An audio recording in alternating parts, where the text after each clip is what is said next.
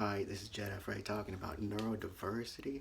Autism is a neurological disorder that causes cashiers at the pharmacy to get angry with you and start arguments. There's something about the West Salem pharmacy. They get really defensive when you ask them why things went wrong. And I just went in there. I went in there the other day and I said, "You underfilled my prescription 2 months in a row. One of my lady prescriptions." And she said, "Oh, well, bring the bottle in." So I brought the bottle in and I said, "Look at this bottle. That's been empty for a week. Now look at these bottles. These are full to over full. I got 2 bottles for prescriptions. That's how far they are from being out. So do you see how there's like a 1 month discrepancy here?" And she wouldn't listen to me. She kept saying things that were unrelated to what I was saying. She kept getting angrier and angrier. That's always an admission of fault, anger. I kept saying, "Why are you getting upset? There's no need to get upset. Stay calm." Of course, people don't like that either, I guess. And she threatened to call the security on me. She said, "Well, the prescription says this." And I said, "Okay, well, I'm saying that there's a discrepancy between the prescription, as my doctor wrote it, and what was written on the bottle. And what you're showing me is what's on the bottle. And I agree that it says 2 times a day on the bottle. That's how I knew that this was a problem in the first place." And I said, "Can you show it to me?" She said, "I see your prescription right here." I said, "Can you show it to me?" So she prints it out, she hands it to me, I look at it, and then I'm like saying whatever I'm saying, and then she tears it out of my hand, or tries to. She tears it in two, and she threatens to call security on me because I wouldn't let go of this piece of paper. I said, "This is my medical record." She says, "No, it's not. That's mine. You can't have it. I'm calling security on you."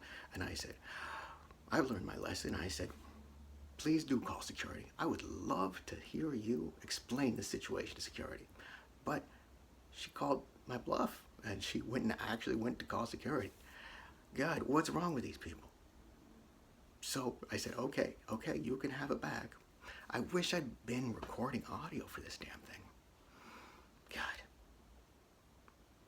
I'm going to release a easy listening CD of all the arguments that I have recorded the audio for, that I can find, which is not many, but the ones that exist are, some of them are very long. So we'll have a nice 6-hour-long playlist for you to fall asleep to just get a,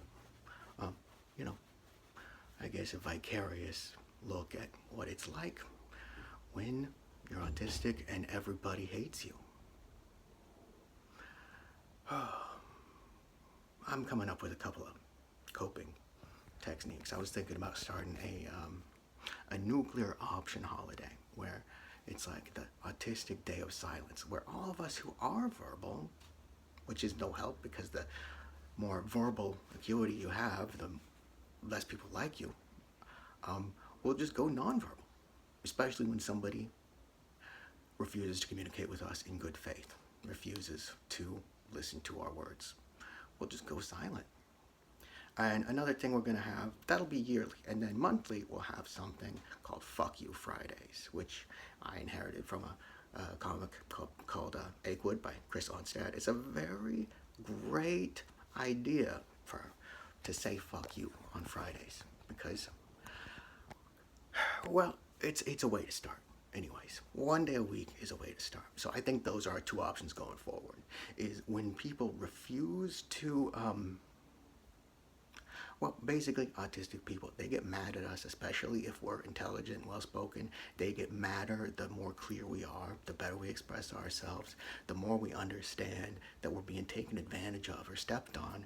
People get really mad really fast. They find us threatening before we even start talking. They can smell us coming, even through a computer monitor.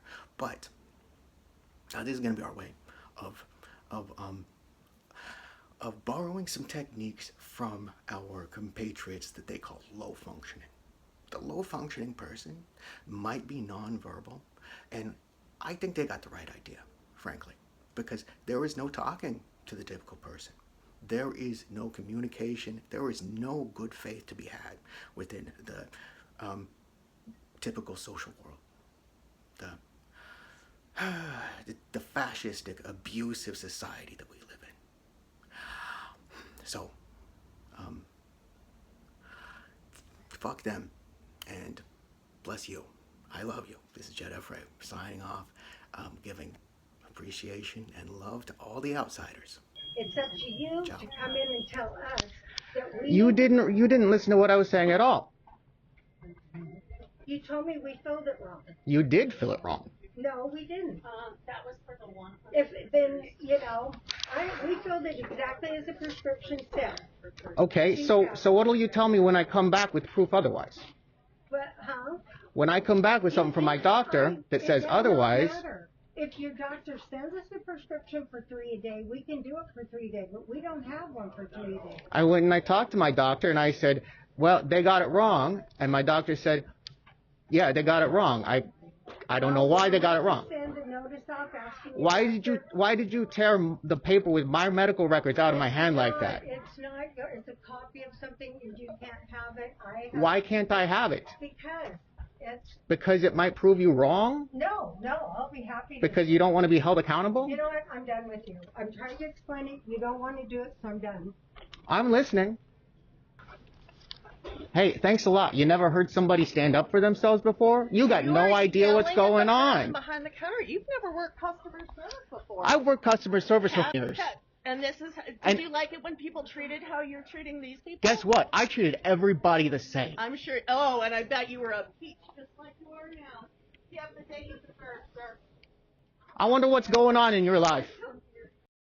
All right, so the first thing that was happening there was I was waiting in line for about 15 minutes, and there was this middle-aged lady who came by and said, hey, can I pet your kitty cat? Because Osiris was standing on my shoulders. And I said, no, he's really in a bad mood right now, so don't touch him.